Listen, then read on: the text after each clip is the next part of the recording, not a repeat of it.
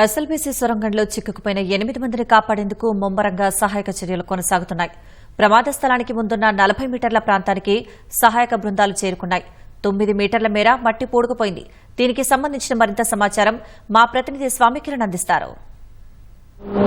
శ్రీశైలం సొరంగ మార్గంలో చిక్కుకుపోయిన 8 మందిని వెలికి తీయడానికి సహాయక చర్యలు కొనసాగుతున్నాయి. అయితే నిన్న మధ్యాహ్నం 2:30 గంటల ప్రాంతంలో లోపలికి వెళ్ళినటువంటి NDRF, manhole, rat hole miners వీళ్ళంతా కూడా లోపలికి వెళ్ళారు. నిన్న సాయంత్రం 6 గంటలకు వాళ్ళు తిరిగి వచ్చారు. అయితే ఆ చివరికి అంటే ఎక్కడైతే ఎండ రాకుందో ఆ 40 మీటర్ల ప్రాంతాన్ని కూడా వాళ్ళు క్రాస్ చేయడం జరిగింది. ప్రస్తుతం మనం చూడొచ్చు. ఇప్పుడు మనం చూసేది శ్రీశైలం సొరంగ మార్గం. ఈ సొరంగ మార్గం 14 కిలోమీటర్ల దూరంలో ఉంటుంది. ఈ 14 కిలోమీటర్లు ప్రయాణించిన తర్వాత ఎండ్ రాక్ అంటే చివరి ప్రాంతం ఉంటుంది. ఈ చివరి ప్రాంతంలోనే టన్నల్ బోరింగ్ మిషన్లో లోపలికి వెళ్ళినటువంటి 8 మంది చిక్కుకున్నారని చెప్పేసి ఎన్డీఆర్ఎఫ్ బృందాలు అంచనా వేస్తున్నాయి. అయితే అక్కడికి అంటే సుమారు 13.5 కిలోమీటర్ల వరకు లోకో ట్రైన్ సాయంతో వెళ్తున్నారు. అక్కడ 200 మీటర్ల వరకు కూడా పూర్తిగా బురద వాతావరణం మనకు కనిపిస్తుంది. చూడొచ్చు, మనం కిందికి చూస్తే మనకి ఇలా 2 ట్రాక్లు ఉంటాయి. ఈ 2 ట్రాక్లు వెళ్తున్న కొద్దీ ఒకే ట్రాక్గా మారుతాయి. ఇలాంటి ట్రాక్ అనేది 13 కిలోమీటర్ల వరకు అందుబాటులో ఉంది. సో అక్కడి వరకు వీళ్ళు లోకో ట్రైన్ ద్వారా వెళ్తున్నారు. కానీ ఆ తర్వాత ఉండేటువంటి వాతావరణం అంతా బురదతో కూడా అంటే మట్టి బురదతో కూరుకొని పోయింది. దాన్ని కూడా దాటుకున్న తర్వాత సుమారు 40 మీటర్ల వరకు బురద నిండి ఉంది. ఆ 40 మీటర్లను దాటుకుంటే అసలైన అంటే ప్రమాదం జరిగినటువంటి ప్రాంతం వస్తుంది. సో ఈ ప్రమాదం జరిగినటువంటి ప్రాంతానికి చేరుకునేందుకు నిన్న ఎన్డీఆర్ఎఫ్ బృందాలు అలాగే ర్యాట్ హోల్ మైనర్స్ ప్రయత్నం చేశారు. అక్కడి దాకా దాదాపుగా చేరుకున్నారు. కానీ మనం చూడొచ్చు, ఇప్పుడు ఎంత హైట్ అయితే మనకు పై వరకు ఒకసారి కింది నుంచి చూస్తే ఎంత హైట్ అయితే మనకు కనిపిస్తుందో అంత హైట్ వరకు కూడా మొత్తం పై వరకు కూడా ఇక్కడ బురద అనేది పూర్తిగా నిండి ఉందని చెప్పేసి చెప్తున్నారు.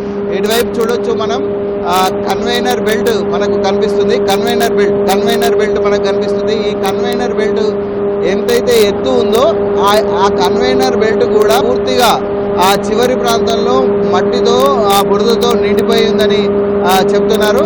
ఈ పైన కనిపించే వాటిని మనం సెగ్మెంట్లు అంటాము. ఇప్పుడు మనకు పైన కనిపించేటువంటి వాటిని సెగ్మెంట్లు అంటాము. వీటిని సెగ్మెంట్లు అంటాము. ఈ సెగ్మెంట్లు కూడా అక్కడ పూర్తిగా దెబ్బతిని ఉన్నాయని చెప్పేసి లోపలికి వెళ్ళినటువంటి వాళ్ళు చెప్తున్నారు. ఇవి దెబ్బతిని ఉండి ఆ సెగ్మెంట్ల మధ్యలోంచి నిరంతరాయంగా నీరు కారుతున్నటువంటి దృశ్యాలు కూడా మనకు నిన్న లోపలికి వెళ్ళిన వాళ్ళు తీసుకొని వచ్చారు. ఇది సొరంగ మార్గం యొక్క పూర్తి స్వరూపము. ఇంత పెద్ద సొరంగంలో సుమారు 10-12 అడుగుల ఖాళీని వదిలేసి మొత్తం కూడా బురద నిండి ఉంటే ఎంత పెద్దగా అక్కడ పూడికిపోయి ఉందో మనం అంచనా వేయొచ్చు. అయితే ఇంత పెద్ద ఎత్తున ఉన్నటువంటి పూడికను బయటికి తీస్తే తప్ప ఆ టన్నల్లో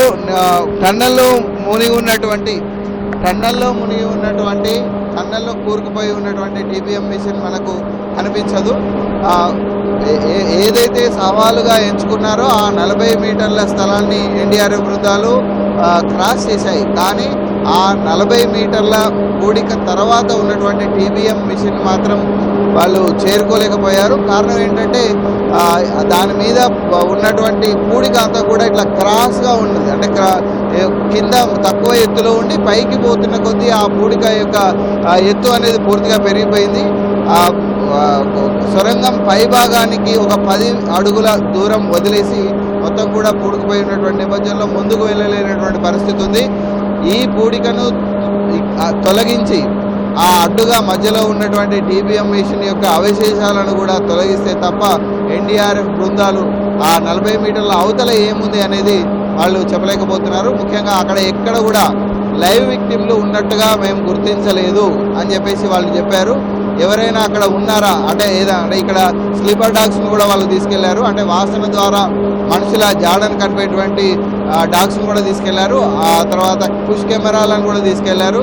వాటిని అలాగే పైపుల ద్వారా అంటే ఎక్కడైనా మనకు లోపలికి టచ్ చేస్తే దొరుకుతుందని పైపుల ద్వారా టచ్ చేశారు. అలాగే పుష్ కెమెరాలను కూడా ప్రయోగించారు.